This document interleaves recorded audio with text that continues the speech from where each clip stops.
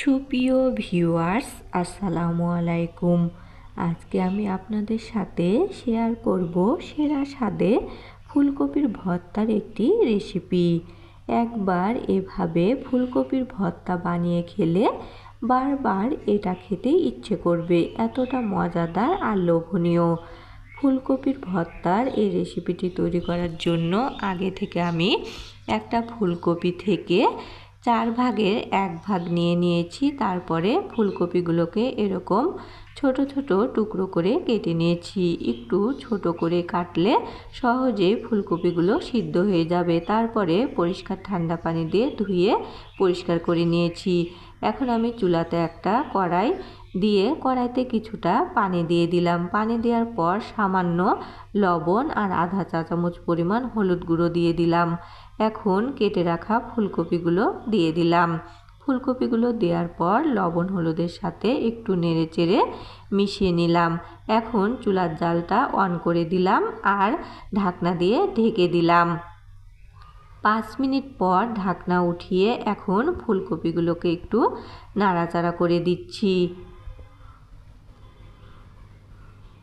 ফুলকপিগুলোকে নাড়াচাড়ার পর আবারও ঢাকনা দিয়ে ঢেকে দিলাম। আরও 7 মিনিট পর ঢাকনা উঠিয়ে এখন আমি এগুলোকে একটু নেড়ে দিচ্ছি। এখানে কিছুটা পানি আছে, আমি আর ঢাকনা দিয়ে ঢেকে দিব না, এভাবে নাড়াচাড়া করে পানিগুলোকে শুকিয়ে নিব। আর আমার ফুলকপিগুলো খুব সুন্দরভাবে সিদ্ধ হয়ে গিয়েছে। আর এই দেখুন পানিগুলো শুকিয়ে গিয়েছে। এখন আমি এগুলোকে একটা বাটিতে উঠিয়ে নিয়েছি। আমি আবারও চুলাতে কড়াই বসিয়ে দিয়েছি আর গ্যাসটা অন করে দিয়েছি। কড়াইতে কিছুটা পানি ছিল, সেটা জাল দিয়ে শুকিয়ে নিয়ে এখন কড়াইতে কিছুটা রান্নার তেল দিয়ে দিলাম। আর এখন এই তেলটা গরম করে নিয়ে কিছু পেঁয়াজ কুচি করে রেখেছিলাম সেগুলো দিয়ে দিলাম, আর কিছু রসুনের কয়া খোসা ছাড়িয়ে রেখেছিলাম সেগুলো দিলাম, আর 3টা কাঁচামরিচ মাঝখান দিয়ে একটু ফেলে নিয়েছিলাম সেগুলো, আর 2টা শুকনা মরিচ দিয়ে দিলাম। এখানে আমি 2 রকমের মরিচ দিয়ে ভর্তাটা তৈরি করব।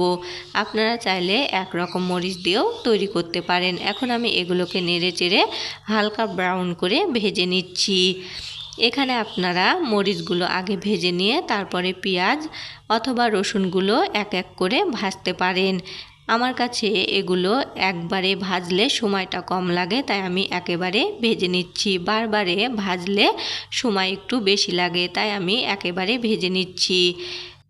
এখন আমার সমস্ত উপকরণ খুব সুন্দর করে হালকা ব্রাউন করে ভাজা হয়ে গিয়েছে। এখন আমি এগুলোকে তেল ঝরিয়ে একটা প্লেটে উঠিয়ে নিয়েছি। আর আমি সবগুলো উপকরণ আলাদা আলাদা করে নিয়েছি। এখন কড়াইতে যে তেল আছে ওই তেলে একটা টমেটো কেটে রেখেছিলাম সেটা দিয়ে এখন নেড়েচেড়ে এগুলোকে ভেজে নিচ্ছি। টমেটোটা দেওয়ার পর একটু পরপর এভাবে নাড়াচাড়া করে দিতে হবে। আর টমেটোটা আমি ততক্ষণ পর্যন্ত নেড়েচেড়ে ভেজে নেব যতক্ষণ পর্যন্ত না টমেটোটা নরম হয়।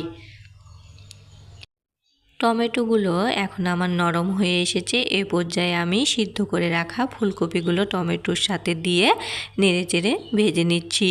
ফুলকপিগুলো প্রথমে সিদ্ধ করে এভাবে ভেজে ভর্তা করলে ফুলকপির যে একটা নিজস্ব গন্ধ থাকে সেটা আর থাকবে না। আর এভাবে ভেজে ভর্তা করলে ফুলকপিতে কোনো প্রকার পানি থাকবে না, আর ফুলকপিগুলো ভর্তা করার পর খেতে ভালো লাগবে।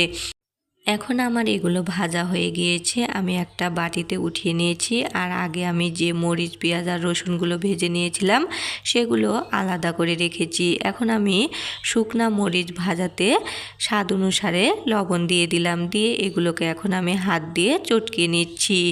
আগে যেহেতু আমি ফুলকপিতে সামান্য লবণ দিয়ে সিদ্ধ করে নিয়েছি, তাই লবণের পরিমাণটা একটু বুঝে শুনে দিলাম। এখন আমার শুকনা মরিচগুলো খুব সুন্দরভাবে মাখা হয়ে গিয়েছে। এখন আমি রসুনগুলোকে হাত দিয়ে মেখে নিচ্ছি। রসুনগুলো খুব সুন্দরভাবে মাখা হয়ে গেল। এখন আমি কাঁচা মরিচগুলো হাত দিয়ে মেখে নিচ্ছি। মরিচ আর রসুন খুব সুন্দর করে আমি হাত দিয়ে মেখে নিলাম। এখন আমি ভেজে রাখা পেঁয়াজগুলো দিয়ে আলতো করে মেখে নিচ্ছি। এগুলো জোরে চাপ দিয়ে মাখার প্রয়োজন নেই, আলতো করে মেখে নিতে হবে।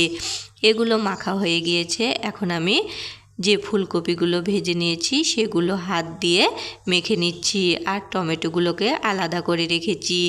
এখন আমি টমেটোগুলোকেও ফুলকপির সাথে মেখে নিচ্ছি। এখন সমস্ত উপকরণ হাত দিয়ে ভালো করে মেখে এই ভর্তাটা তৈরি করে নিচ্ছি।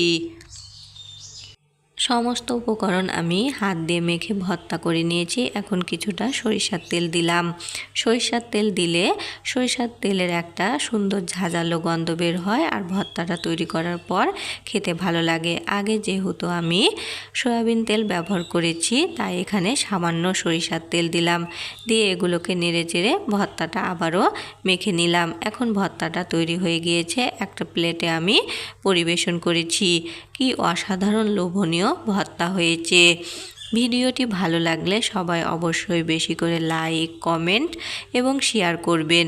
সবাই ভালো থাকবেন। আজ এই পর্যন্তই। আল্লাহ হাফেজ।